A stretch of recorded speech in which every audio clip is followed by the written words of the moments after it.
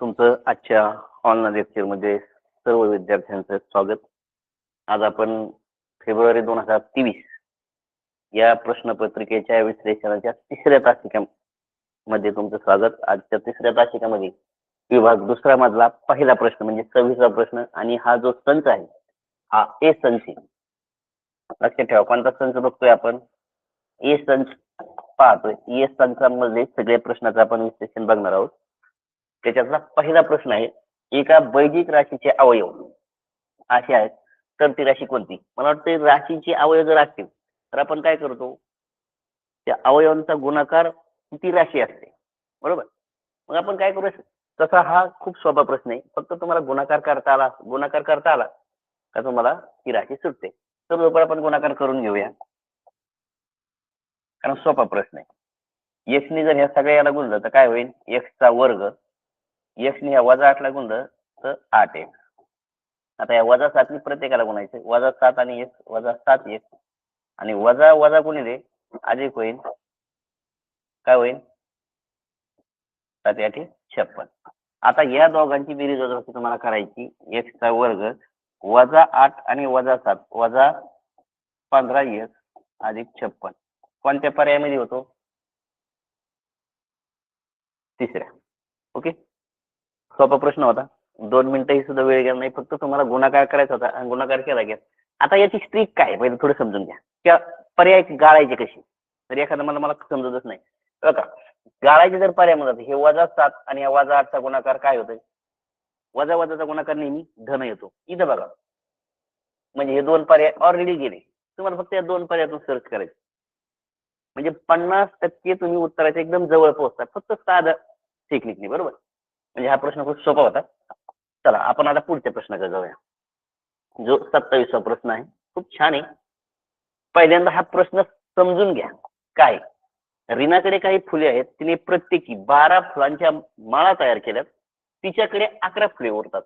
जर प्रत्येकी आता तेच फुलांचा 16 फुलांचा जर माळा तयार करायचा असेल तर 15 बाकी उरतात.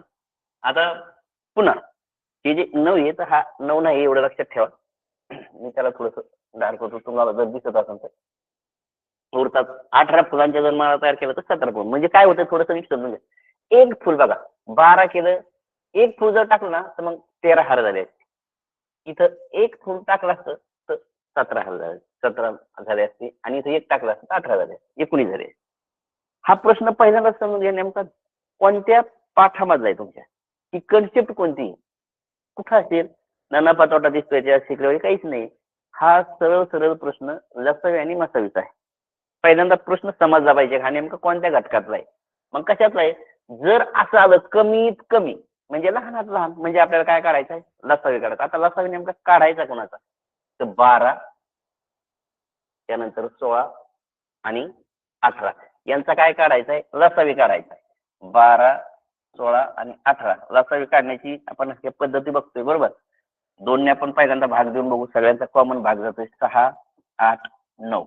आता परत या तिन्हींनाही कॉमन भाग जाणारा एकही नाही, म्हणून आपण काय करू, 3 ने भाग देऊ. 3 ने जर भाग केला तर काय होईल, इथं 2 इथं 8 तशीच राहतील आणि इथं 3, बरोबर. पुढे काय होईल, आता जर 2 ने भाग दिला तर इथं 1 राहील, इथं 4 राहील आणि इथं 3 राहील. तुमच्या लक्षात आलं असेल. परत आता 4 ने भाग द्यावा लागेल आणि परत 3 ने भाग द्यावा लागेल. म्हणजे असं आपल्याकडे आले. कसे बाकीचे भाग आलेत पहिले समजून घ्या. 2 गुणिले 3 गुणिले 2 गुणिले 4 गुणिले 3 या सगळ्यांचा गुणाकार हा त्यांचा लसावी. म्हणजे कमीत कमी इतकी फुलं त्याच्याकडे पाहिजे. किती आहेत, 3 दोन्ही 6 6 दोन्ही 12 12 चौक 48 48 गुणिले 3 किती होईल, 8 त्रिक 24 2 4 त्रिक 12 आणि 2 14. म्हणजे 144 जर फुलं असती ना तिच्याकडे तर पूर्ण हार बनले आहेत. नीट समजून घ्या प्रश्न काय, 144. आता बघा 144 जर फुलं घेतली आपण भाग देऊन बघू काय होतंय ते. 144 फुलं जर घेतली तर 12 हार तयार करायचे. 12 करून बघू आपण, म्हणजे तुमच्या लक्षात येईल का. आता इथं बघा 144 कुठेही उत्तर नाही पर्यायामध्ये. मग आता अडचण अशी आली आपली का दोन त्याच्या जवळच्या संख्या आहेत. एक तर 143 आहे आणि एक तर 145 आहे. आता नेमकं कोणतं उत्तर द्यायचं, अंदाजे द्यायचं नाही, बरोबर. आपण बघूया. 144 फुलं घेतले आणि 12 हार तयार करायचा मी प्रयत्न केलाय. काय होते बघा, 12 2 राहिले, 12 2 24 कम्प्लीट. 12 फुलांचा हार झाला, 12 हार झाले, म्हणजे एक हारात 12 फुलं झाली. पण ती काय म्हणतायत म्हणजे 11 फुलं उरत, म्हणजे याचा अर्थ काय होतोय, का आपल्याला काय पाहिजे, एक फुल याच्यातून काय करावं लागणार आहे, कमी करावं लागणार आहे, बरोबर. कमी करावं लागणार आहे, म्हणून उत्तर किती आलं त्याचं, 143. 11 फुलं उरवायचे म्हणजे याच्यातून एक फुल कमी करायचे, म्हणजे भाग झाला नाही. समजलंय. चला पुढचा प्रश्न, खूप सोपा प्रश्न आहे हा.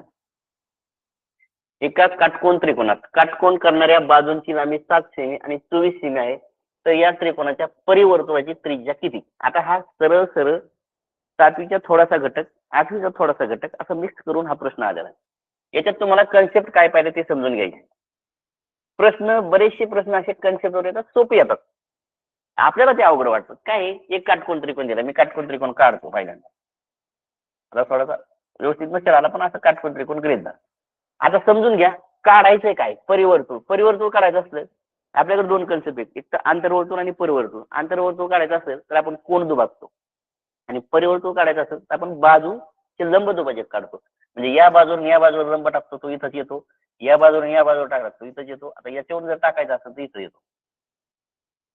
मग पहिल्यांदा समजून घ्या, तिन्ही बाजूचं जर सेंटर काढ, परिवर्तुळाचं सेंटर, मग आता काय करायचं तुम्हाला, असा करून हाच हे परिवर्तुळ, अशी कुठेतरी ती आकृती निघेल, बरोबर. प्रश्न काय आहे तुमचा, का काटकोन करणाऱ्या बाजू म्हणजे हे आणि हे, ही किंवा ही 7 असेल, हे 24 असेल, आणि ही 7 बाजू आहे, तर त्यांनी सांगितलं ही बाजू म्हणजे, आता बघा तुम्ही जर नीट लक्षात ठेवलं तर हा वर्तुळाचा काय झालाय, केंद्रबिंदू झालाय, आणि इथून एवढी ही काय झाली, वर्तुळाची त्रिज्या झाली. याच्यात एक कन्सेप्ट दडली, त्या कन्सेप्ट तुम्हाला येते का नाही हे बघायसाठी हे गणित आहे. दुसरं असं, याच्यात तुम्हाला पायथागोरस थेरम वापरायचा आहे, आणि पायथागोरस थेरम येतो का नाही ही एक कन्सेप्ट बघायची.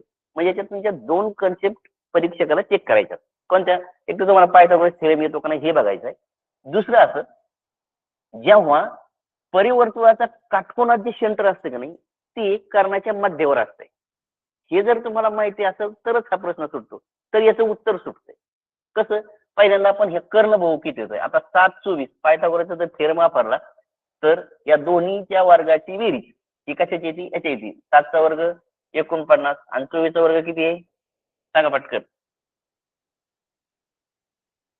400 किती, 76, बरोबर. 576 आहे, बरोबर ना. 576 टोटल किती आलं, 625. हा कोणाचा वर्ग आहे, 25चा. याचा अर्थ हे इथून इथपर्यंत किती भरलंय, 25. कर्ण 25 भरलाय, म्हणजे या वर्तुळाचा व्यास 25 आहे. जर व्यास 25 आहे तर त्रिज्या किती आहे, तर 12.5 आहे. त्रिज्या किती झाली, नेहमी अर्धी. मग आता इथंच बघा, तुम्हाला फसवण्यासाठी एकदम आपण घाई कशी करतो, अरे 25 मला सापडलंय, सापडल्यात पहिला पर्याय ठेवून देतो आपण. आपण बघतच नाही, विचार नाही करीत आपण. त्यांनी मुद्दामच पहिला पर्याय सेट केलाय का, तुमचं जसंच उत्तर आलं आपल्याला इतकी उत्सुकता असते मला उत्तर सापडलंय, आपण पुढच्या प्रश्नाकडे जात नाही. आपण काय करतो, लगेच 25ला पहिल्याला गोल करतो. पण समजून घ्या, आपल्याला फक्त त्रिज्या काढायची, व्यास नाही काढायचा सांगितलं. मग काय, किती त्रिज्या येईल, अर्धी, म्हणजे 12.5. प्रश्न व्यवस्थित वाचायचा आहे. ओके, चला आता पुढच्या प्रश्नाकडे जाऊया. हा प्रश्न बघा, आता हा प्रश्न आपण थोडस शेवटी ठेवूया, याचं एक्सप्लेनेशन आपण कुठं करूया, शेवटी करूया. ओके, सांगतो मी का शेवटी ठेवायचा आहे ते. आता आपण हा प्रश्न बघूया, 30 नंबरचा प्रश्न. काय होता प्रश्न, एका अपूर्णांकाचा छेद. आता आहे ना, ज्यावेळेस आपल्याला काही असं येत नाही त्यावेळेस आपण एक्स वाय मानतो, बरोबर. काय, ज्या एका अपूर्णांकाचा छेद अंशापेक्षा 6 ने मोठा आहे. उदाहरणार्थ मला एखादा अपूर्णांक असा लिहायचा आहे, त्याचा अंश म्हणजे छेद अंशापेक्षा मोठा आहे, म्हणजे छेद मोठा आहे. मग मी अंश काय करतो, एक्स मानतो. जर अंश मी जर एक्स मानला तर छेद किती झाला, एक्स प्लस 6. इथं बघा त्यांनी दिले, एका अपूर्णांकाचा छेद अंशापेक्षा 6 ने मोठा आहे, बरोबर. मग जर अंश तुम्ही एक्स मानला तर छेद किती आहे, त्याच्यापेक्षा 6 ने मोठा, म्हणजे एक्स अधिक 6. जर हा काय झालाय, तुमचा पहिला मूळ अपूर्णांक असा होता, त्याच्यात पुढे काय झालं, जर अंश 1 ने कमी केला म्हणजे काय, या अंशातून जर 1 कमी केला आणि छेद 9 ने वाढवला, म्हणजे हा जो छेद आहे जशाला तसा जो छेद होता ना तो कितीने वाढायचा आहे तुम्हाला, 9 ने वाढवायचा आहे. हा जो छेद आहे या छेदातून म्हणजे या अंशातून 1 कमी करायचा आहे आणि या छेदात 9 वाढवायचे. तर हा जो पूर्ण अपूर्णांक येईल ना तर याची किंमत येते अर्धी, 1/2. तर मूळ अपूर्णांक कोणता म्हणजे हा अपूर्णांक कोणता ते काढायचा आहे. फक्त हा अपूर्णांक सोडायचा आहे तर तुमचं उत्तर तुमच्यापर्यंत येते.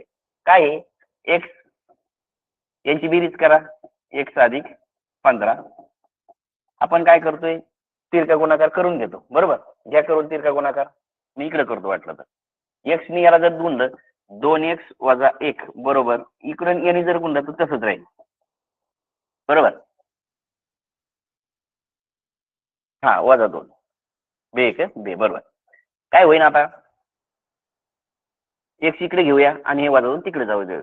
2x इकडे अधिकचे इकडे वजा होतील आणि हे इकडे प्लस मध्ये जातील. काय होईल, एक्स बरोबर 17.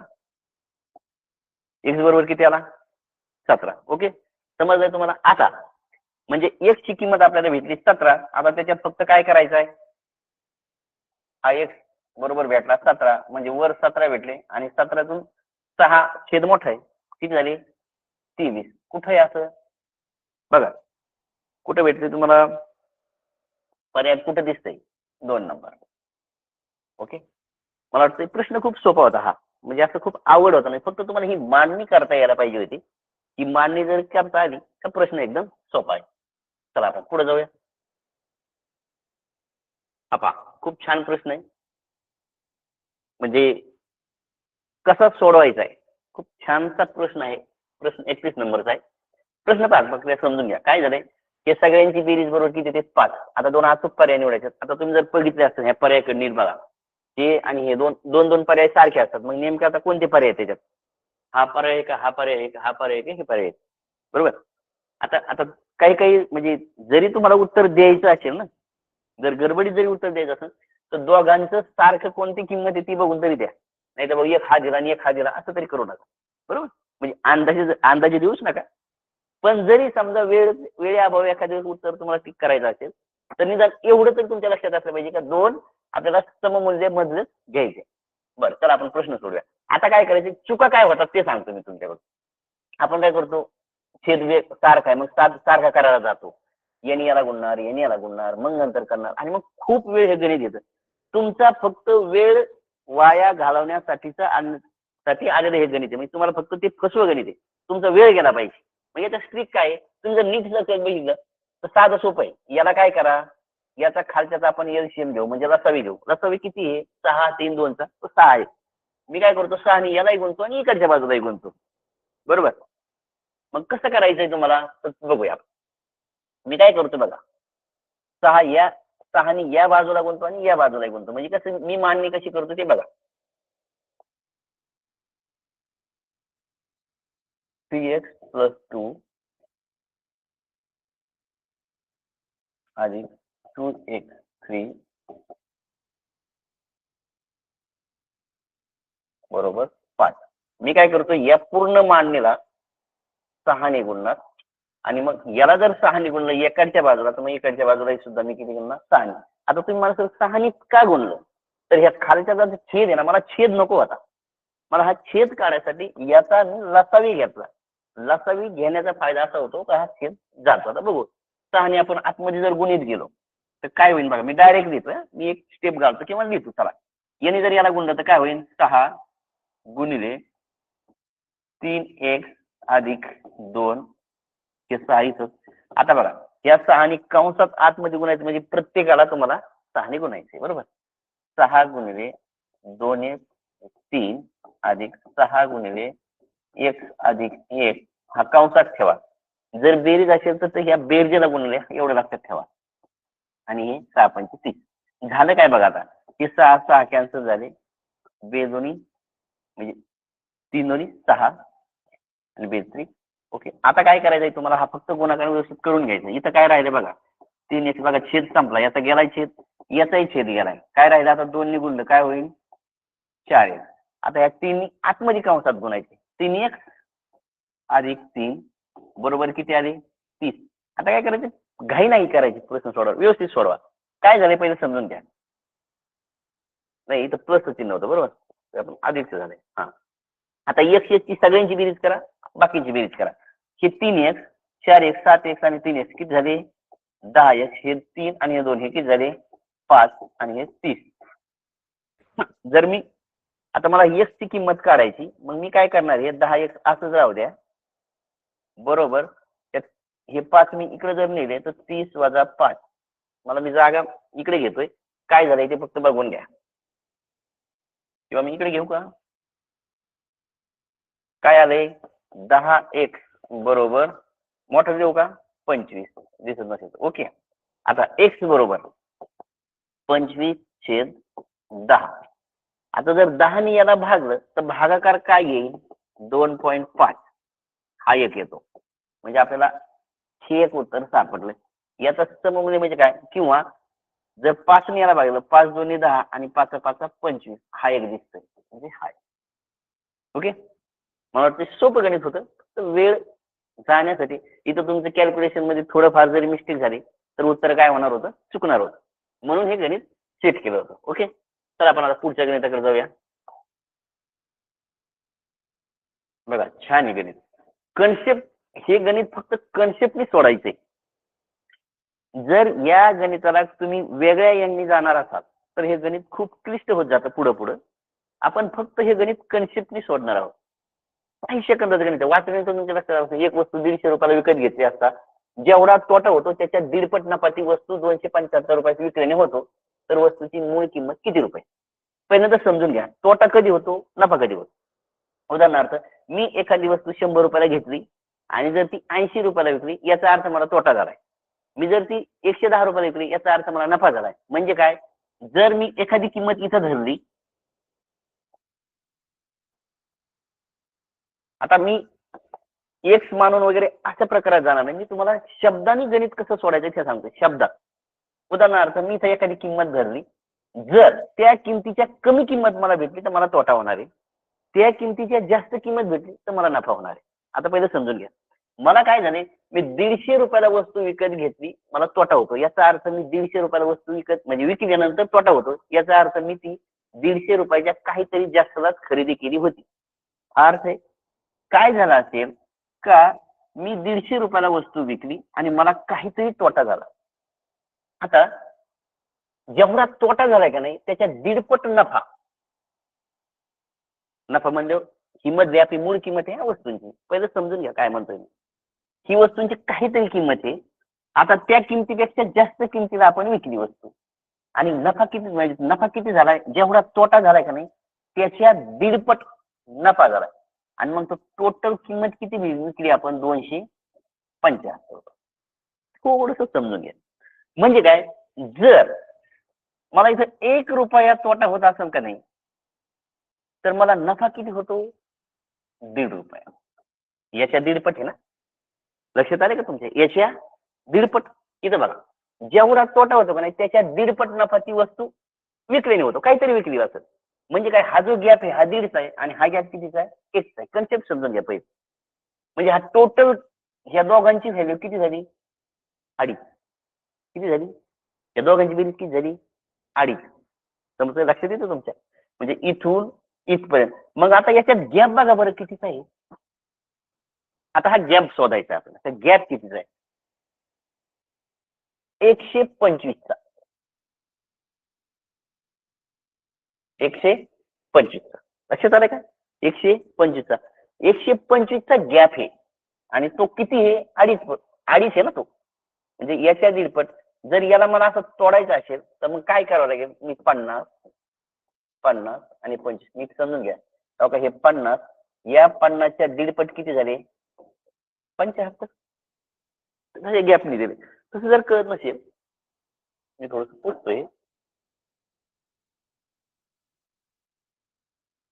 थोडं मी हे फक्त ही गणित आहे ना कन्सेप्ट वर सोडणार आहे. मी एक मानून मग त्याच्यातून नफा तोटा विक्री असं काही करणार नाही. मी फक्त कन्सेप्टने हे गणित आपण सोडेल.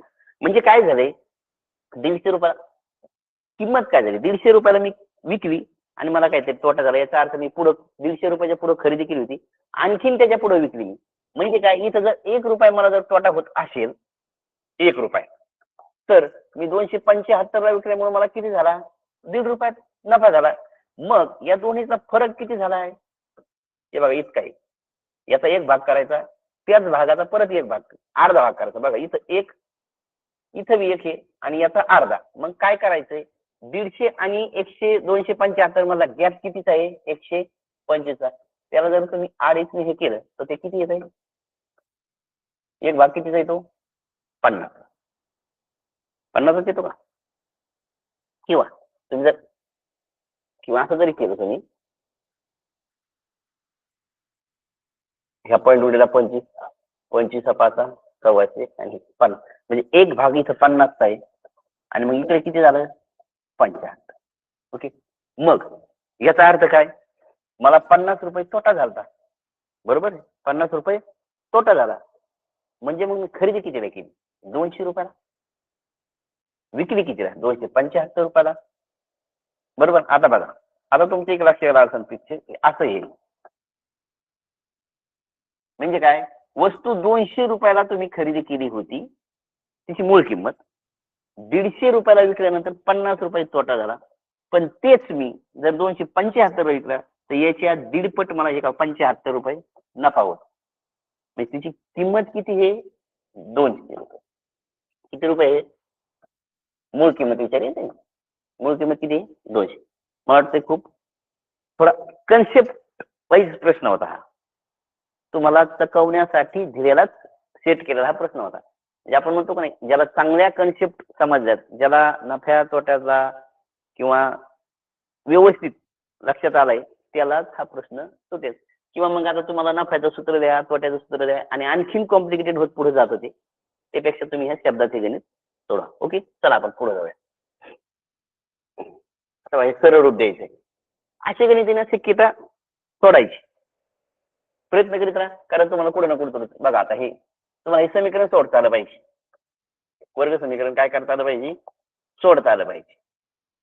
कसं आहे, 2x वर्ग अधिक 7x अधिक 6, याच आपण अवयव कसे पाडतो, या दोघांचा गुणाकार किती आला तो, 12. गुणाकार 12 आला पाहिजे आणि त्या असे दोन संख्या शोधायच्यात त्या ज्यांचा गुणाकार 12 आणि त्यांची बेरीज किंवा वजाबाकी किती आली पाहिजे, 7. कसं आहे, तर 4 त्रिक 12. आता इथं बी अधिक आहे, इथं बी अधिक आहे, म्हणजे दोन्ही कशा असल्या पाहिजे, प्लस असल्या पाहिजे. बरोबर. मग याचा अगोदर पहिल्यांदा अवयव पाडून घेतो. कसे येतील, अधिक 4x अधिक 3x अधिक 6. याच्यातून कॉमन काय निघतंय बाजूला ते बघा अगोदर पहिल्यांदा. बरोबर, निघते का, 2x कॉमन काढूया, x अधिक 2. हे बघा, या दोघांमधला कॉमन काढायचा आहे. जर याच्यातून 2x बाजूला काढा, तुम्ही म्हणता इथं 2 कसं राहिला, 2 जर याला आतमध्ये गुणलं तर 4x होणार. बरोबर. आता इथं किती कॉमन काढायचं आहे, तर 3 काढायचं आहे. मग खाली किती राहिला, x. 3 आतमध्ये गुणलं तर 3 दोन्ही 6. जे कॉमन आलाय तो बाजूला घ्या, x अधिक 2 आणि दुसऱ्या कंसात 2x अधिक 3. एवढं ध्यानात ठेवा, हे पहिल्यांचे अवयव आहेत. याची काय आले ते मी इथे लिहितो, x अधिक 2 एका कंसात आणि एका कंसात 2x अधिक 3. आता खालच्याचे पाडायचे. मला हे पुसू का मी आता, हे माझ्याबरोबर सोडीत चला बरं तुम्ही, दिसते बघू नका, सोडीत राहा. बरोबर. आता तुमच्या शंका मी नंतर घेणारच आहे, का कुठं अडचण येते तुम्हाला काय वगैरे, आहे की नाही. पण प्रश्न तुमच्या लक्षात आला असेल का, जर थोडासा आपण अभ्यास केला तर खूप अवघड असे काही प्रश्न नसतात. ओके, चला आपण पुढचे ज्यावेळी पाहू. इथं हे सोपं आहे. काय, x² वजा 13x वजा 30. आता मला गुणाकार 30 पाहिजे आणि बेरीज वजाबाकी किती आली पाहिजे, 13 आली पाहिजे.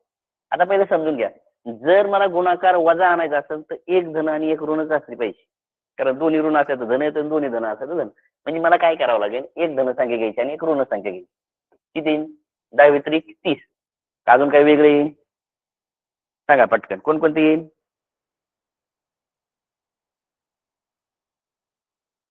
15 दोन्ही. आता बघा, 10 त्रिक जर 30 घेतलं, आता दोन अवयव पडतात त्याचे, 10 त्रिक 30 पटकन आपल्या लक्षात येतं, 10 त्रिक 30 असायला पाहिजे. ठीक आहे, पण आता मी चिन्हाचं बघू. वजा चिन्ह आलं, जर मी याला वजा जर चिन्ह दिलं आणि याला जर धन दिलं तर गुणाकार वजा येईल. पण मग याच्यात काय होईल, वजा 7 यायला पाहिजे. बरं, जर याला वजा दिलं मी याला अधिक केलं तर मग अधिक 7 येईल.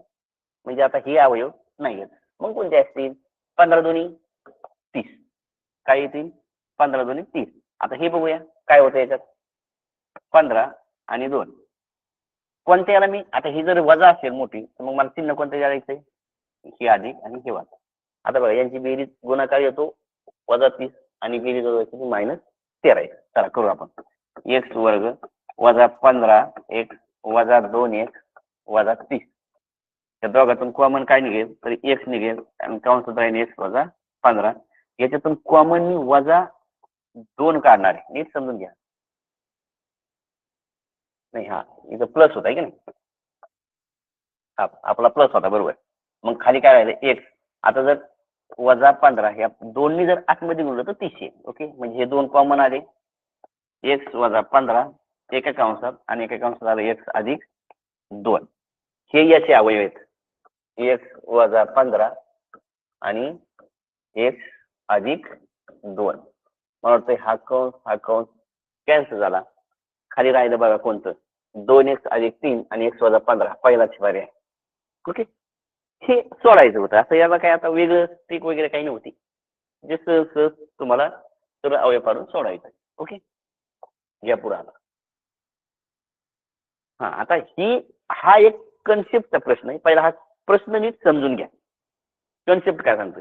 थोडीशी मी एक टेक्निक देतो तुम्हाला, त्या टेक्निकने हा प्रश्न सुटेल. आता बघा, पहिला तो एक प्रश्न, हे जे 2-4 जे प्रश्न आहेत ना, ते खूप आपण म्हणतो का नाही, मध्यम थोडासा सोपा पेपर येतो, थोडा मध्यम येतो आणि अवघड येतो. तसे अवघडातले हे 2-4 गणित आहेत. जे मागचं एक गणित तुम्हाला मी आपण स्किप केलं ते एक गणित, मध्ये एक आपण नफा तोट्या सोडत ते एक, असे 4-5 गणित थोडेसे हार्ड येतात. पण जर तुम्ही नीट बघितलं तर हे हार्ड गणित नाही. काय बघा, मी कन्सेप्ट काय बघा, एक काम पूर्ण करण्यासाठी एला 12 दिवस लागतात. मी लिहितो एला किती दिवस लागतात, एला किती दिवस लागतात, 12 दिवस लागतात. बीला तेच काम करायला 20 दिवस लागतात. मग मी काय करतो, याला एखादं कामच देतो. काम द्यायचं म्हणजे काय, ध्यानात धरायचं, दोघात असं काही कॉमन द्यायचं असलं, कॉमन करायचं असलं त्याला लसाई आपल्याला पर्यायच नाही. आपण काय करूया, त्या दोघांचा लसावी काढू, कॉमन असं काहीतरी एखादा छोटा तो किती येतो, 60. म्हणजे काय, मी यांना 60 खुर्च्या रंगवायला बसवायला कशाला दिली, कोणतंही 60 काम मी दिलं. साधं सोपं 60 वस्तू तयार करायला मी यांना दिल्या. ये हा 12 दिवसात जर ह्या 60 वस्तू तयार करीत असत तर एका दिवसात किती करतो, 12 पंचे 60. लक्षात घ्या, हे येच एका दिवसाचं काम आहे. लक्षात आलंय. बी हेच काम 20 दिवसात करतो, याचा अर्थ तो एका दिवशी किती वस्तू बनवतो किंवा करतो, 30 काम करतो. समजलंय, हे एका दिवसाचं बीचं काम आहे, एका दिवसाचं काम आहे. नीट लक्षात द्या, एका दिवसाचे काम आहे. बरोबर. आता पुढे काय झालंय, दोघांनी मिळून हे काम 3 दिवस केलं, दोघं मिळाले. आता बघा, पहिल्या दिवशी काम सुरू केलं यांनी, पहिल्या दिवशी यांनी 5 बनवले, यांनी 3 बनवले, म्हणजे टोटल किती बनले एका दिवसात, 8 वस्तू यांनी बनवल्या. असं किती दिवस केले, 3 दिवस केले, म्हणजे 8 त्रिक 24 काम यांनी कंप्लीट केलं त्याच्यात. बरोबर. आणि हे काम सोडून निघून गेला, हा निघून गेला अर्धवटच. बरोबर, काही पटलं नसेल याच्यात तर गेला निघून. आता काय झालंय, हे सगळं काम आता बीला करायचंय, पण आता काम राहिलं किती बाकी हे महत्वाचं आहे. टोटल काम किती झालंय, 24 आतापर्यंत 3 दिवसात. मग 60 मधून 24 जर बाजूला केले तर काम किती राहतंय, 36. म्हणजे आता 36 काम, म्हणजे 36 कोणतंही कशाचंही असू द्या, 36 काम कोणाला करायचंय, एकट्या बीला करायचंय. आणि बी दररोज किती काम करतो, 3. एका दिवसाला 3 करतो, 36 काम करायला किती दिवस लागेल, भागाकार करावा लागेल मला. 36 भागिले 3, 3 1 3, 3 2 6, म्हणजे किती दिवस लागतील अजून त्याला, 12 दिवस लागतील. अजून त्यांनी प्रश्न काय विचार बघा, तर राहिलेले काम पूर्ण करण्यासाठी बी ला किती दिवस लागतील, म्हणजे आता उरलेलं काम करायचंय त्याला तर 12 दिवस लागतील. आणि असा कधी कधी असा मी प्रश्न येतो, तर बी न ते काम पूर्ण केलं तर एकूण दिवस किती काम केलं, तर मग एकूण किती दिवस काम केलं 15. आता पहा त्यांनी मुद्दाम हा सुद्धा शेत केलाय 15, म्हणजे एकूण काम त्यांनी केलं 15 दिवस, पण उरलेलं काम किती दिवसात पूर्ण केलंय 12 दिवसात कम्प्लीट केलं. किती दिवसात कम्प्लीट केलंय 12. मला वाटतं खूप सोपा प्रश्न होता जर तुम्ही थोडेसे कन्सेप्ट वाईज जरी गेले. प्रश्न तसा म्हणजे नीटचा जर बघितला तर थोडासा हार्ड वाटतो, पण थोडीशी कन्सेप्ट व्यवस्थित असेल तर प्रश्न खूप सोपा आहे. चला पुढचा प्रश्न घेऊया आपण.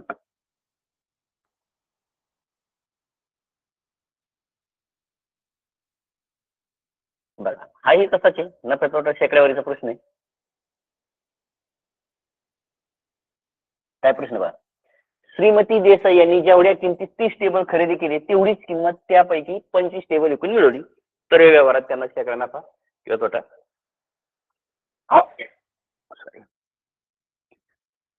किती झाला? मी काय करतो एक टेबल घेतो पहिल्यांदा. मी म्हणतो एक टेबल आहे की नाही 100 रुपयाला घेतला आपण. आता तुम्ही म्हणतो 100 रुपये कुठे भेटतो समजायचं आहे. आपण थोडेच घेत नाही, स्वस्त भेटलं म्हणून घ्या ना, काय अडचण आहे 100 रुपयाला. 100 रुपये टेबल घेतला मी, मग 100 रुपयाची खरेदी किंमत वाटते पाहिजे असं गृहीत धरा. खरेदी किंमत किती आहे 100 रुपये. मी 30 टेबल जर खरेदी केले तर मला किती रुपये लागतील, किती लागतील मला सांगा. मला 30 टेबल करायचेत ना, बरोबर आहे का. 10 टेबलचे 1000, 3000 रुपये मला लागले, म्हणजे माझी 3000 रुपयाची खरेदी झाली. मी टेबल दुकानात आणले आणि विकले, त्याच्यात किती विकले तर मी 25 विकले, आणि 25 विकूनच मला 3000 रुपये आले. 25 विकून मला किती हजार रुपये आले 3000 रुपये आले, म्हणजे 25 टेबल विकून तेवढीच किंमत त्यापैकी 25 टेबल विकून मला मिळाली. म्हणजे 25 टेबलला विकली मी, किती रुपयाला विकले ते टेबल 3000 रुपयाला. मग एक टेबल कितीला विकला बघू, काय करावं लागेल मला, भागाकार करावं लागेल ना. एक टेबल किती रुपयाला विकला हे तसं काढायचं, 25 एक 25, ओके. खाली राहिले 5, 25 दोन्ही 50, म्हणजे एक टेबल मी विकला कितीला, एक टेबल विकला मी 120 रुपयाला. म्हणजे घेतला होता 100 रुपयाला, विकला मी 120 ला. मी का 100 रुपये पकडले तुमच्या आता लक्षात आलं असतं, बरोबर का, तर टक्क्यात हिशोब विचारला होता म्हणून आपल्याला 100त पकडायचं. लक्षात आलंय. मध्ये कोणती बी किंमत घेतली तर मग आपल्या शेवटी फायनल टक्केवारी त्याला नेलं असतं. मी 100 का पकडली त्याचं आता तुमच्या लक्षात येईल का, ज्यावेळेस टक्क्यात विचारलेलं असतं ना तर 100 पकडायला सोपं जातं. मग काय केलं आपण, म्हणजे 100 रुपयाला घेतली आणि 120 रुपये विकली, 20% काय झाला आपल्याला फायदा झालाय का तोटा झाला, नफा झाला आपल्याला. म्हणजे किती टक्के नफा झालाय 20% नफा झाला. सोपा प्रश्न होता, फक्त थोडीशी कन्सेप्ट तुमच्या. आता तुम्ही कोणतीही किंमत घेऊन सोडलं तरी काही अडचण नाही. ओके चला पुढे जाऊया आपण. हा आता थोडासा हा प्रश्न कन्सेप्ट तुमच्या व्यवस्थित असल्या तर हा प्रश्न तुम्हाला सुटेल. काय प्रश्न आहे बघा, हा घातांकाचा प्रश्न आहे है ना. वर्गमूळ, वर्गमूळ, घनमूळ, तिसऱ्याचं दुसरं मूळ वगैरे असं काही जे प्रश्न होता आपला घातांकाचा, त्या पाठाचा हा प्रश्न आहे. तो जर पाठ तुमचा व्यवस्थित असेल तर हा पाठ म्हणजे हा प्रश्न सुटायला एकदम सोपा आहे. 27y बरोबर 9z बरोबर 729. आता मला काय करायचंय, मी पाहणार आहे का 729 कुणाचा घन आहे का. 9चा काहीतरी केल्यानंतर मला 729 भेटतंय, मग काय केलं पाहिजे 9चा मला 729 भेटलाय, तर मला 9चा मी घन केला का नाही मला 729 भेटतंय, बरोबर. आता थोडं समजून घ्या. 27y, मग इथं 27 आहेत, इथं 9 आहेत. मग आता काय करावं लागेल, मी काय करतो याला 9 मध्ये काही कन्वर्ट करता येतं का मला बघा. कितीचा घन, आता इथं 9 आहे का नाही, 9चा वर्ग किती आहे 81. मग आता मला परत असं काही कन्वर्जन करता येईल का 27चा, वा हे झालं का, याच्याशी तुलना करून झालं. आता मी काय करतो याची आणि याची थोडीशी तुलना करून पाहतो. 27, आता बघा हे तिन्ही एकामेकांसारखे बरोबर आहेत, म्हणजे ही किंमत याच्या बरोबरची, ही किंमत याच्या बरोबरची, ही किंमत याच्या बरोबरची. मी काय करतोय या दोघांची तुलना करून मी झेड काढा, माझा झेड किती भेटला मला 3.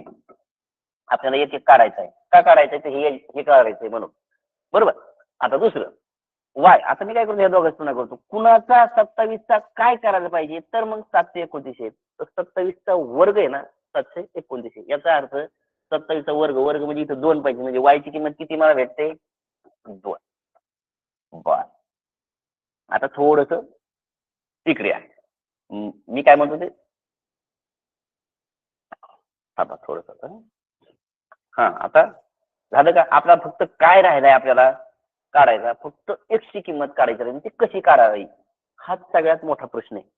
कशी काढू बघा. मी काय करतो आता बघा याचा अर्थ काय झाला मी हे परत मांडून घेतो एकदा 3x. आता ज्याच्या ज्याच्या किमती सापड्यात ना त्या लिहून टाकू आपण 9चा तिसरा 721 असं आहे.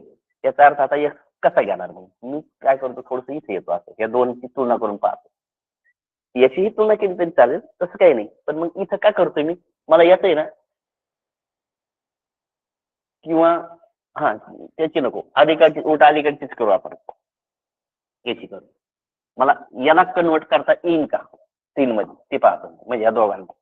मी काय करतो 3x आहे का नाही मी ह्या 27 असं लिहू का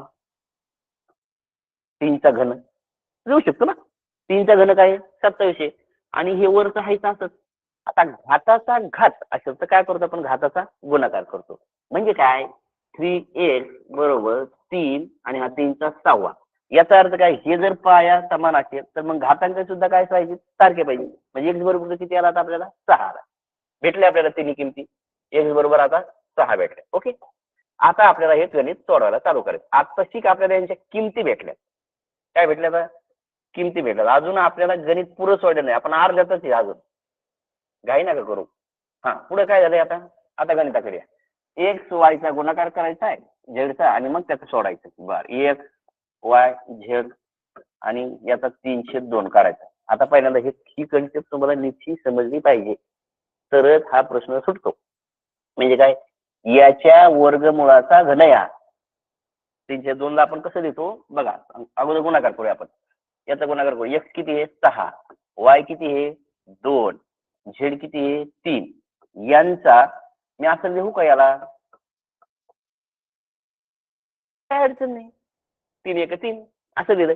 आता 1/2 चा अर्थ काय असतो वर्गमूळ वर्गमुळाचा घन बरोबर. मग पहिल्यांदा मी काय करतो याचा अगोदर गुणाकार करून घेतो 6 2 12 12 36 36चं हे वर्गमूळ आणि त्याचं हे घन. मग 36चं वर्गमूळ किती आहे 6 आणि 6चा घन किती आहे पहिले 6 आणि 6चा हा घन 6चा घन किती 216 कुठे येते हे बघा 2 नंबर. मला वाटतं प्रश्न खूप सोपा होता पण शेवटी तुम्हाला एवढं कॅल्क्युलेशन त्याच्यात करणंच होतं आणि व्यवस्थित डोकं ठेवून ही जर कन्सेप्ट इथं जर शेवटी येऊन इथं तुम्ही फसणार होतात. तुम्हाला ही कन्सेप्ट समजली पाहिजे तरच हा प्रश्न सुटतो. चला पुढे जाऊया आपण. खूप सोपा प्रश्न. आता शक्यता बहुपदीवरची का नाही कोटी जर विचारली तर बहुपदीवरचे प्रश्न खूप सोपे असतात. फक्त कधी कधी कोटी येतात प्रमाण स्वरूप विचारतात आणि याच्यात बहुपदीचं. आता सहगुणक रूप म्हणजे काय आता पहिल्यांदा काय करायचं असं जर असेल का नाही सहगुणक रूप तर पहिल्यांदा काय करा की याच्यात पद म्हणजे किती आहेत हे संख्या त्या मोजून घ्या एकदा. कितीचा 1 2 3 4 5 6 जर 6 दिलेला असतील ना तर समजून चालायचं याची कोटी 5 आहे याची कोटी 5 आहे कारण शेवटच्याची कोटी 0 असते म्हणजे त्याचा कोटी 0 असते. असा क्रम आपण चढत्या क्रमाने उतरत्या क्रमाने ते लावतो बरोबर. मग आता म्हणजे कशी कशी लिहितो आपण आता ए एक्सचा जर 4 दिला तर मग बी एक्सचा असं उतरत्या क्रमाने आपण काय करीत चालतो लिहित चालतो बरोबर. आणि शेवटी एक ची देऊन टाकतो काहीतरी असं करतो आणि संपवतो. मग तसं याचा हा सहगुणक आहे सहगुणक रूप दिले यांनी काय दिले सहगुणक 2 आहे आणि त्याची कोटी आता आपण पहिल्यांदा हे समजून घ्या 1 2 3 4 5 6 हे दिलेत याची कोटी 5 आहे आणि हा त्याचा सहगुणक आहे 2 म्हणजे x चा कोटी किती आहे 5. कुठे आहे याच्यात इथं 4 आहे म्हणजे हे उत्तर नाही.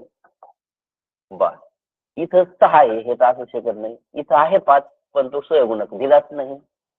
मग आहे कोणतं ओके. तुम्ही म्हणता 0 0 काय 0 0 याचा अर्थ आहे की शून्य कोटी, इथं काही मात्र चौथं पद नाही, चौथं नाही, तिसरं नाही, दुसरं नाही, पहिलं नाही, डायरेक्ट शेवटचं म्हणजे हे बघा. ओके, चला. म्हणजे हा सोप्यातला प्रश्न होता. फक्त तुम्हाला थोडीशी तेवढी एक वेळ माहिती नाही ते पदमोजून किती कोटी तेवढी जरी कळलं तरी हा गणित सोपं होतं. चला, हा आता सुरू झाले आपले. दिसतंय का आता? ओके. काय आहे? एका शेतात 20 मीटर गुणिले 10 मीटर गुणिले 5 मीटर खोल खड्डा खाल्लाय, त्यातून माती काढली आणि ती माती जमिनीवर पसरली. बरोबर? म्हणजे काय केलंय, पहिल्यांदा गणित समजून घ्या. गणिताची कन्सेप्ट पहिली समजून घ्या. आता याच्यात थोडंसं कॅल्क्युलेशनचा भाग आहे, पण सोपा आहे गणित. कसं आहे, समजा ही जर जमीन आहे, तर या जमिनीला असा खड्डा खांदा आहे. बरोबर? खोल असा. म्हणजे त्या खड्ड्याला लांबी आहे, त्या खड्ड्याला रुंदी आहे आणि त्या खड्ड्याला उंची आहे. ती त्यांनी दिली अशी. त्याच्यातली पुरी माती काढली. म्हणजे काय काढायचंय आता आपल्याला? घनफळ काढायचं. काय काढायचं? पहिले हे कन्सेप्ट समजून घ्या. क्षेत्रफळ काढायचे का घनफळ काढायचं हे माहिती असलं पाहिजे. जर तिन्ही गोष्टी दिल्यात आपल्याला काय काढायचं घनफळ, म्हणजे तेवढ्या घनफळाची माती वर काढायची आणि जमिनीवर पसरायची. जमिनीवर पसरायची म्हणजे काय करावं लागेल, तिला बी लांबी येणार आहे, तिला बी रुंदी येणार आहे आणि तिला सुद्धा काय येणार आहे, उंची येणार आहे. आता पहिलं समजून घ्या, जेवढी घनफळाची माती काढली तेवढीच पसरायची. जेवढी माती तुम्ही वर काढली तेवढीच काय करायची, पसरायची. म्हणजे पसरलेल्या मातीचं घनफळ आणि काढलेल्या मातीचं घनफळ कसं पाहिजे, सेम पाहिजे. त्याची एवढं कळलं काही गणित सोपं झालं. आता काय करायचं, पहिलं बघा, मी खड्ड्यात काढलेल्या मातीचं घनफळ काढतो. 20 गुणिले 10 गुणिले 5. हे जे घनफळ आहे ना कुणाबरोबर असणार आहे, तर ह्या होणाऱ्या त्या पसरलेल्या माती बरोबर. मग त्याची जाडी दिली 25, रुंदी दिली 20. आता मला आहे ना त्याची हे माहित नाही जाडी किती, मी एक मानून घेतो. ओके, हा सोडवा. आता कॅल्क्युलेशनचं काय, सेम सेम जर दोन्ही बाजूला असेल तर आपण कट करून टाकतो. म्हणजे बरोबर, इथं किती 20 आहे, ते 20 गेले. बरोबर, अजून काय होईल, किंवा सरळ सरळ गुणाकार जर केला 20 × 5 = 100 आणि इथं किती झाले 1000 आणि हे किती झाले, गुणाकार बरोबर आहे का? बरोबर, 1000 मीटर आहे. हा, इथं किती आहे, 25 गुणिले 20 गुणिले x किती आहे, 500 बरोबर ना मीटर. बरोबर, हे 500, या दोघांचा गुणाकार किती आहे, 500 गुणिले x. आता x काढायचं म्हणजे 500 इकडे नेऊ, 1000 जर 500 भागले तर किती येईल, x बरोबर 2 मीटर. ओके, इथपर्यंत आलं. एक उत्तर तर कळलं आपल्याला का 2 मीटर काहीतरी आहे. 20 मीटर नाही हा पर्याय बाद. पहिलं समजून घ्या, 20 मीटर आलंच नाही, किती आले 2. आता काय झाले, त्यांना पर्याय निवडायचे 2.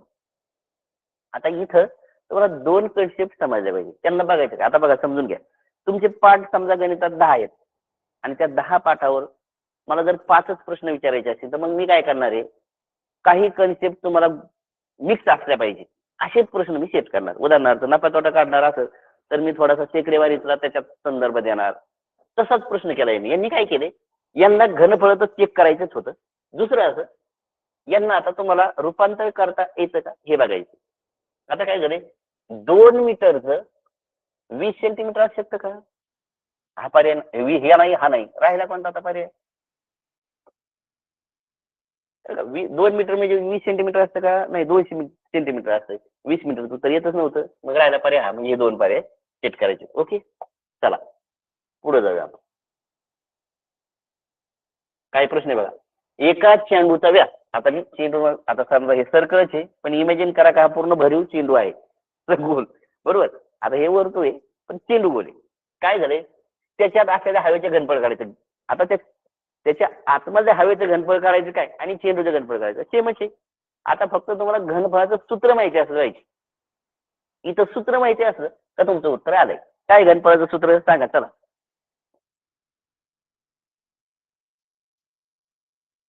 काय चेंडूच्या घनफळाचं सूत्र काय आहे,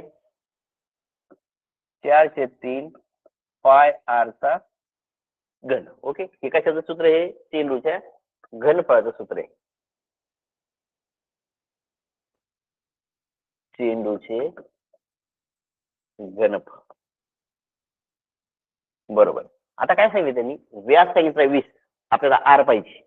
आर म्हणजे व्यासाच्या निम्मी त्रिज्या. बरोबर. मग घ्या चला, 4 ते 3 गुणिले, आता त्यांनी काय सांगितले 3.14 घ्या असं सांगितले. जर गणितात 3.14 घ्या म्हणलं तर घ्यायचं. आपण जास्त दिमाग लावायचा नाही, 22/7 नाही करायचं. आपल्याला माहिती आहे पायची किंमत 22/7 बी आहे, मग इथं 22/7 घेत बसू नका. त्यांनी सांगितलंय काहीतरी कारण आहे त्याचं पुढं तुम्हाला आता लक्षात येईल का काय कारण असेल. काय कारण आहे बघा. समजा मी जर 22/7 घेतलं गुणिले आरचा तिसरा, आता आर किती आहे, व्याज जर 20 असेल तर आर किती आहे 10. 10 गुणिले 10 गुणिले 10 म्हणजे किती झाले 1000. मी डायरेक्ट 1000 देतो. बरोबर.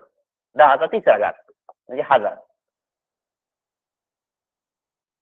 10चा तिसरा. बरोबर. आता बघा बरं, हे 10चा तिसरा म्हणजे 1000 द्यायचे होते ना मला. मी 1000. आता तुमच्या लक्षात आलं असेल त्या 7 ने 1000 राहिलं पूर्ण भाग भाग जाईल का, नाही जाणार ना. 3.14 घेतल्यावर काय होतंय ते बघूया आपण. आता इथं त्यांनी सांगितलं उगाच मनाने काहीतरी करू नका. मग काय सांगितलंय त्यांनी, इथं काय करा असं नका करू, तर काय करा 3.14 घ्या. 3 पॉईंट जसं का 14 घेतलं तुमच्या लक्षात आलं असेल, हा गुणाकार केला का हा पॉईंट बाहेर सरकतो आणि हे मग उत्तर व्यवस्थित येतं. बरोबर. मग काय काय होईल, आता याच्यात काहीच नाही.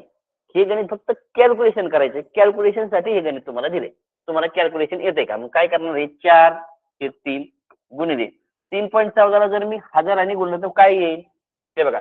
10 गुणलं तर पॉईंट इथे येईल, 100 गुणलं तर इथे येईल, 1000 गुणलं तर काय होईल 3140 होईल. असंच होईल ना. म्हणजे 1000 निघून गेले. आता 7 जर केला असता तर पुरा पुरा गोंधळ झाला असता. आता काय करायचं फक्त तुम्हाला यांनी याचा गुणाकार करा. 4 ने गुणाकार करून नंतर 3 ने भागू. 4 ने याचा गुणाकार केला 4 × 16 हाताला 1, 4 × 4 = 5 आणि 4 × 3 = 12 आणि भागिले 3. म्हणजे कसं येईल मी पुसतो वाटलं तर. हे चेंडूचं घनफळाचं सूत्र तुमच्या लक्षात असू द्या. 4/3 गुणिले पाय आरचा तिसरा. आता काय आलंय 12/560 भागिले 3. आता आपण करीत जाऊ. 3 चौक 12, 3 एक 3, खाली 2 राहिले. बरोबर आहे. 3 आठ 24, खाली 2 राहिले. 3 सक 18, परत 2च राहिले. मग 3 सक 18, 3 सक 18 असं करीत जाऊ.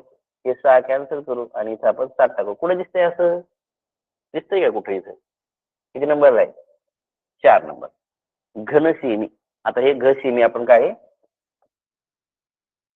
चला झाले उत्तर. फक्त कॅल्क्युलेशन याच्यात करायचं होतं तुम्हाला. आता पहा, खूप सोपा प्रश्न आहे, पण जर व्यवस्थित लक्ष देऊन जर सोडवला तरच. आता हा बी थोडासा अवघड वाटतो प्रश्न, पण खूप सोपा आहे.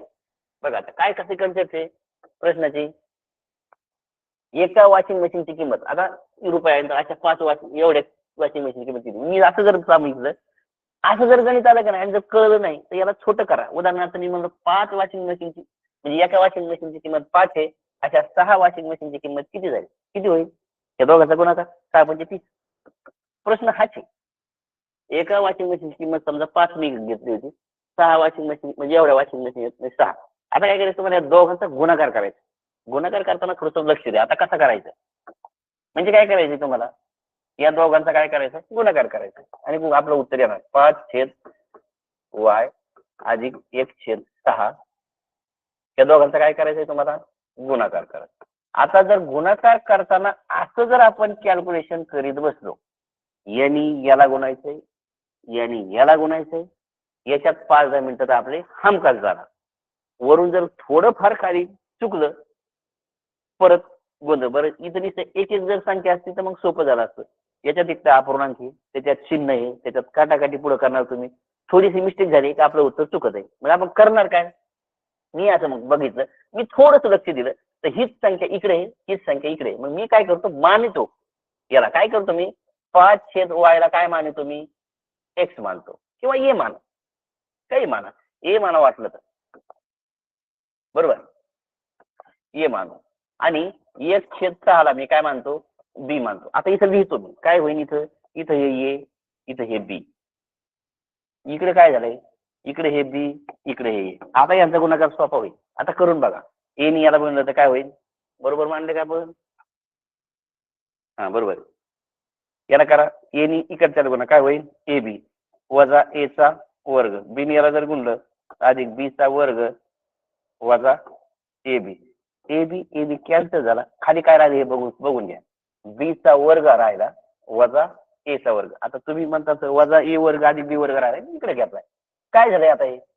B काय आपला? हा म्हणजे याचा वर्ग वजा याचा वर्ग. करून घ्या. याचा वर्ग म्हणजे काय? याचा वर्ग करायचा तुम्हाला. x वर्ग 36 वजा A चा वर्ग काय? 25 y चा वर्ग. पुढे असं हे बघा किती सोपं होतं. पण जर आपण तसं नसतं केलं ना, असं डायरेक्ट गुणाकार केला असतं तर मग थोडंसं अवघड झालं. बरोबर. चला आपण पुढे जाऊ. 4-5 प्रश्न आहेत. पटपट घेऊया. एका वाहनाने पहिल्या 4 तासात अनुक्रमे 38, 27, 40, 35 आणि अंतर कापले. 5व्या तासात किती अंतर कापलं तर वाहनाचा सरासरी वेग 35 होईल. 5 तासाचा सरासरी वेग किती त्याचा वाहनाचा? म्हणजे सरासरी 5 तास जर तो गेला तर किती जातो? 35 ने जातो. म्हणजे 5 तास जर हे वाहन केलं 35 तर काय होईल? 5 5 25 2 5 15 2 17 म्हणजे 175 किलोमीटर ते टोटल वाहन 5 तासात गेले असा याचा अर्थ आहे. पहिल्या तासाला 38 गेले, 27, 40 आणि 42 करून घ्या. 38, 27, 40 आणि 35. 7 5 12 20 2 5 7 11 आणि 4 14 140 किलोमीटर 4 तासात गेले. पुढच्या तासात किती गेले? 5व्या 35. कारण 5 टोटल 175 5 तासात गेले आणि 4 तासाचं अंतर 140. उरलंय किती मग? 35 अंतर. चला आता हे प्रश्न थोडेसे तुम्हाला दिसते का नाही मला? हे बघा असा प्रश्न आहे. हे प्रश्न खूप सोपे आहेत. कसे येतात? कसे रेंज फेब्रुवारी महिन्याची आवक 40,000 महिन्यात. आता इथे ना थोडस तुम्हाला बचत खर्च बघून घ्या. आता यांनी 100 दिल्यामुळे खूप सोपं झालंय. कसं दिले? कोणत्या महिन्याचं गणित आहे? फेब्रुवारी महिना. म्हणजे इथं फेब्रुवारी महिना किती झाली? बचत झाली 30 आणि खर्च झालाय 70. बचत सांगितली त्यांनी 30 म्हणजे 100 जर 30 बचत होत असत काय म्हणजे जर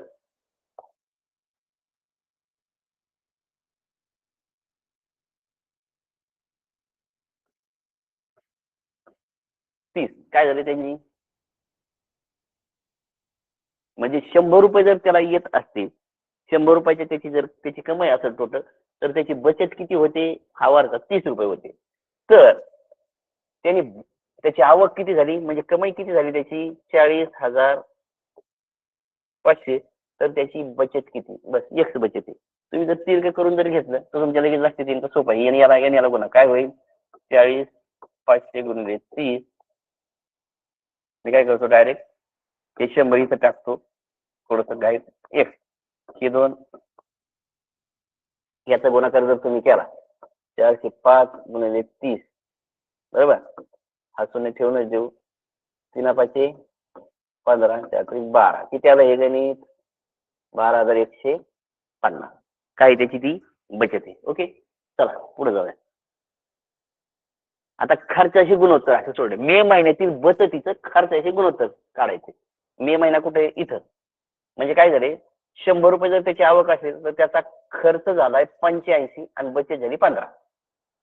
काय झाले 15 रुपये काय झालं त्याचा खर्च बचत झाली आणि खर्च 85 रुपये झाला.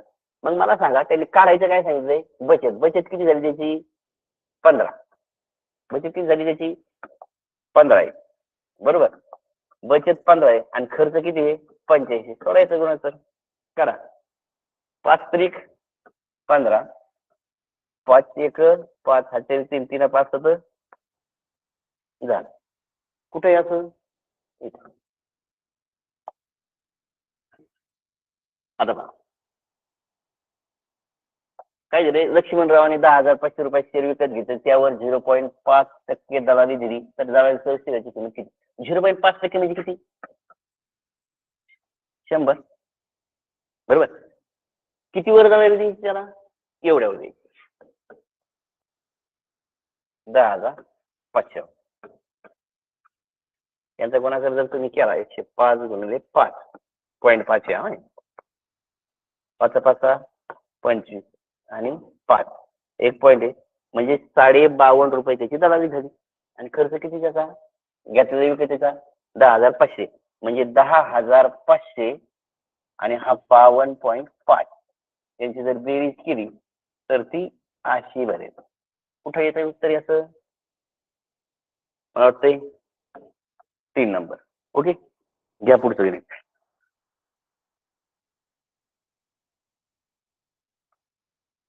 म्हणजे आता पहा एकदम जसं आपण पहिलं गणित होतं का नाही सेम तसं गणित आहे. आता याच्यात फक्त थोडीशी कन्सेप्ट आहे. एकदा कन्सेप्ट वापरले का तुम्ही नुसतं गाडीच चालायचं पर्याय कसे बघा. हे बघा ज्यावेळेस दोन्ही धन असते का नाही समजून जा ज्यावेळेस गुणाकार धन येतो त्यावेळेस दोन्ही बी धन असले पाहिजे तरच गुणाकार धन येईल नाही तर धन येणार नाही. म्हणजे दोन्ही अवयव पाडताना दोन्ही संख्या कशा असल्या पाहिजे धनच असल्या पाहिजे तरच गुणाकार धन येईल. दोन्ही संख्या धन आता याच्या समोर कोणती दोन्ही धनचे आहे का धन नाही म्हणजे याची जोडी ब ची जोडी तर नाहीची. दोन्ही धन असणारी कुठं जोडी तुम्हाला सापडते बघा. किंवा अजून काय पाहिजे दोन्ही एकतर मायनस पाहिजे बरोबर म्हणजे काय एक तर दोन्ही मायनस मायनस पाहिजे नाही तर दोन्ही धन धन पाहिजे. धनधनाची बेरीज जर केली तर धनच येणार आहे. ऋण ऋणाची बेरीज केली तर गुणाकार ऋण येणार आहे पण बेरीज ऋण येणार आहे. बरोबर मग आता कुठं असू शकते असं हे बघा कुठे इथं पुढे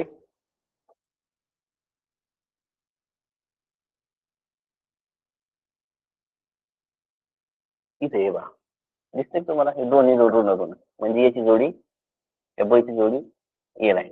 आता ब ची जोडी जशीच का ब ची जोडी एल आहे असं कुठं दिसतंय तुम्हाला फक्त मला इथं दिसतंय. एकच शोधायचंय फक्त दुसरीकडे कुठंच नाहीये ते झालं उत्तरच झालं. म्हणजे तुम्हाला एक सर्च करायचं बाकीचं सोर्स करीत बसायचं नाही. बरोबर चला आता पहा आपला वेळ झालाय पण बघूया आपण एक प्रश्न बघूया. एका दंडका विहिरीची खोली म्हणजे दंडकात म्हणजे काय हे अशी बरोबर हे अशी विहीर आहे. विहिरीच्या आतील पृष्ठ बघा म्हणजे इकडून काय करायचंय तुम्हाला लेप लावताय इकडून लावला काय आणि इकडून लावला काय सारखंच बरोबर म्हणजे कागदाला तुम्ही आत बाहेरून काढायला पृष्ठभाग काय आणि आतून काढायला पृष्ठभाग काय सारखंच आहे. जर हा उडत चित्ती जर असं केलं तर ही उडत चित्ती आहे दंडगोलाकृती म्हणजे बरोबर. तर विहिरीच्या आतील लेप म्हणजे काय त्यांनी काय केलंय खोली म्हणजे हे दिलंय हे असं किती आहे ही 14 मीटरची आणि त्रिज्या किती आहे 250 ची.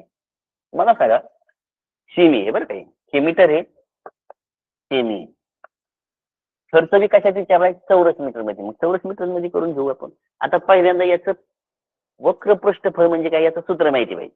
काय वक्र पृष्ठफळ म्हणजे वक्र पृष्ठफळाचं सूत्र काय याचं 2πr/s असं सूत्र आहे. फक्त आर एच म्हणजे काय हाईट आर म्हणजे दिलेली छे. आता फक्त याचं थोडस रूपांतर करा 250 सेमी म्हणजे 2.5 मीटर बस कारण हे मीटर मध्ये म्हणल्यावर हे मीटर मध्ये घ्यायचं बस एवढंच करायचं 2 गुणिले 22/7 गुणिले आर किती आहे 14 गुणिले एच किती आहे 2.5. आता इथं 3.14 घेत बसू नका कारण हे कट होत आहे बघा चला हे किती झालं 5 5 दोन्ही 10 आणि 10 हे किती झालं 220 मीटर. हे काय झालंय वक्र पृष्ठफळ झालंय. एका मीटरला खर्च येतो 100 इतक्या मीटरला किती येईल हे 2 शून्य यांचा गुणाकार केला की हे 2 शून्य एवढा खर्च येईल त्याचा किती 22,000 रुपये कुठे. ओके चला पुढं आता पहा एका दुकानदाराने 1900 रुपये छापील किंमत असणाऱ्या 2 वस्तू विकताना ए व्यक्तीला 171 रुपये सूट दिली बी व्यक्तीला 152 रुपये सूट दिली दोघांना सूट किती दिली. आता याच्या दोन पद्धती काढा किती टक्के सूट दिली ती काढू शकता किती टक्के सूट दिली यांनी किती टक्के सूट दिली काढू शकता. मी काय करतो जसं उदाहरणार्थ की दोन पद्धतीने तुम्हाला गणित सोडता येईल. कसं मी दुसऱ्या पद्धतीने सोपे सांगतो स्ट्रिक मध्ये काय करायचंय 1900 रुपये 171 रुपये काय मग तुम्ही कसे करणार 171 रुपये सूट दिली कितीवर 1900 रुपयावर मग किती टक्के सूट दिली असं काढणार. परत काय करणार तुम्ही 152 रुपये सूट दिली 1900 रुपयावर मग शेकडा किती टक्के सूट दिली असं करणार.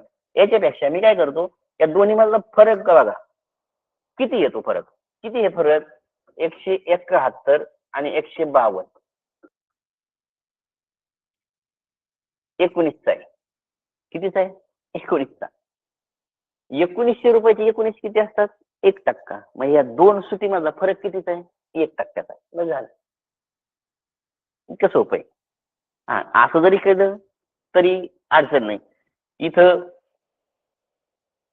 हे 9% येईल, हे 8% सूट होईल, या दोन्हीचा फरक 1%. हे तुम्हाला उत्तर येईल असं नंतर. ओके, चला आता बघा एकदम सोपा प्रश्न आहे. दोनच प्रश्न राहील. तो एक प्रश्न तुम्हाला मी आता सांगतो नंतर. आता काय करायचंय, हे 8, 15 आता काय करायचं, ह्या सगळ्या प्रश्न नीट बघून घ्या. वाय 90 आन्सर म्हणजे हा काटकोन आहे.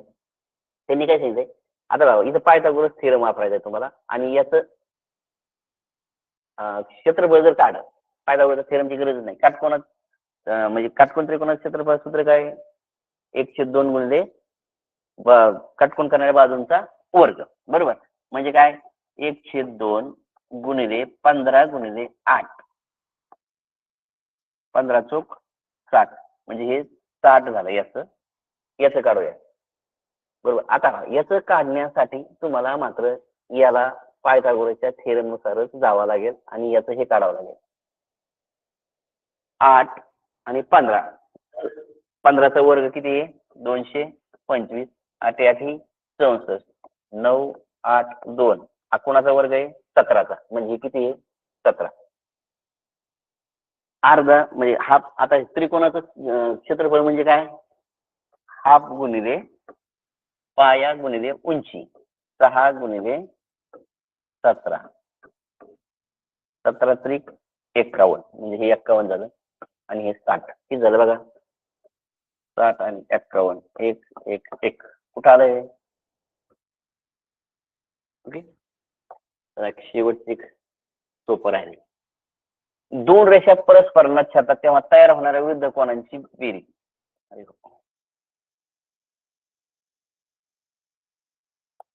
दोन रेषा आहेत,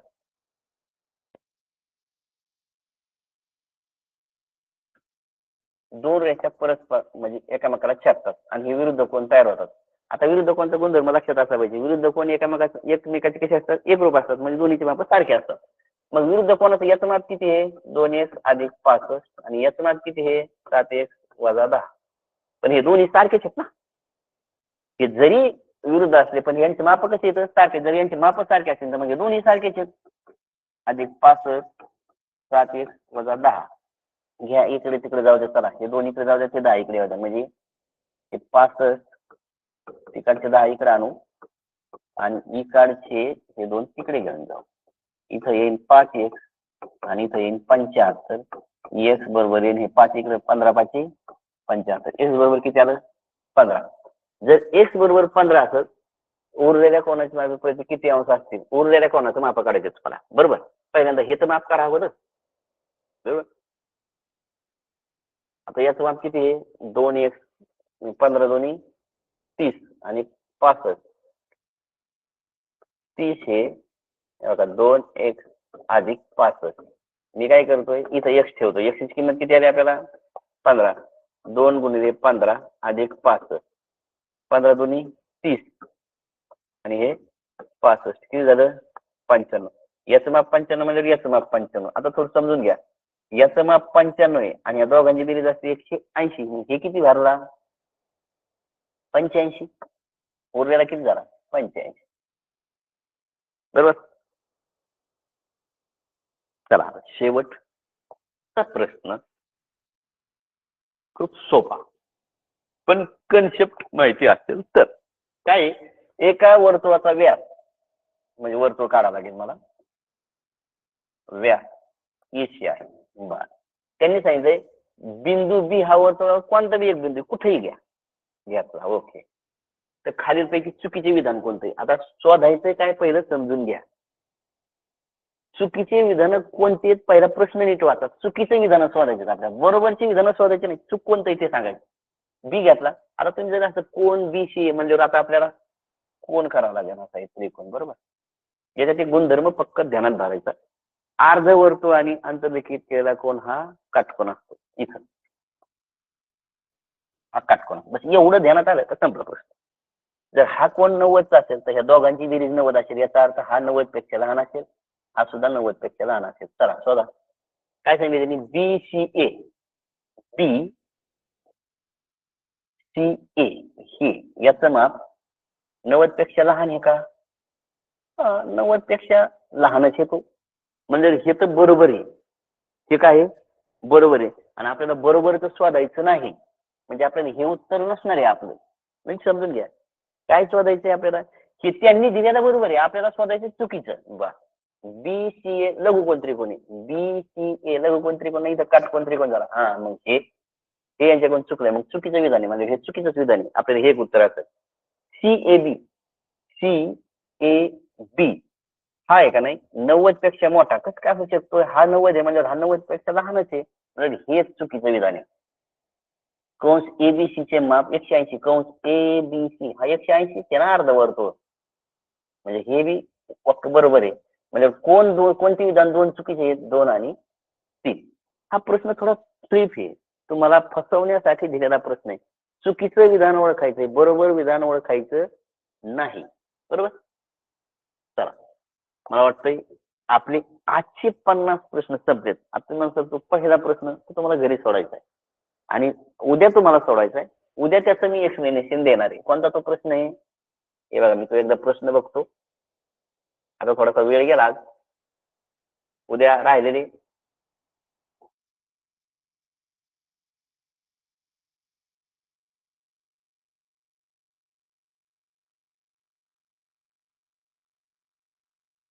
नाही हा नव्हता. हा हा प्रश्न घ्या.